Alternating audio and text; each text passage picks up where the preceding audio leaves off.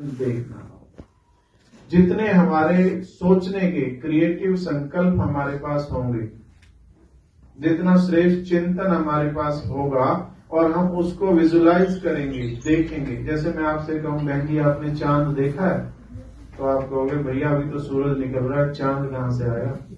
लेकिन तीसरे नेत्र से चांद को तो देख लिया ना। ठीक यही रीति योग की है।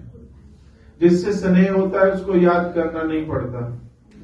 जो बात दिमाग में होती है वो आती भी जल्दी है और जाती भी जल्दी है, लेकिन जो बात दिल में बैठ जाती है वो कभी भुलाए से भूलती नहीं है।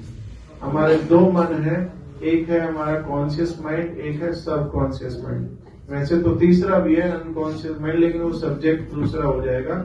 तो जो बात क्षण करके विचारों के माध्यम से हमारे अंतःकरण के मन में सबकॉन्शियस माइंड में चल जाती है, वो हमारा अनुभव बन जाता है। मान लो 10 साल पहले आपको इस मोड़ पे किसी कुत्ते ने खाया हो और आप 10 साल बाद विदेश से आए हो उस मोड़ पर, तो आपको वो दिन क्या होगा? तुरंत देखोगे कुत्ता तो नहीं है तो नहीं ना।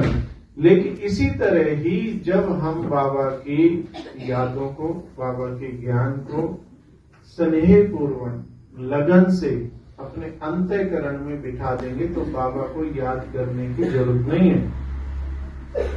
बाबा को एक सेकंड में बाबा कहते हैं अभी अभी का अभ्यास करो। अभी अभी मैं आत्मा ऐश्वर्य हुई, परम धाम गई, बाबा से मिलन मनाया, खाना खाते हो, पानी पीते हो, चाय पीते हो, भोजन करते हो, सुबह उठते हो, रात को सोते हो। आपका कनेक्शन इतना अच्छा हो जाए कि आप सेकंड में उससे अपनी रूह रिहान कर सको। तो ये योग की विधियां हैं। योग के लिए सबसे पहले स्नेह चाहिए, लगन के साथ अपने आप ही मगन अवस्था होती है और मगन अवस्था से ही विघ्न करते हैं।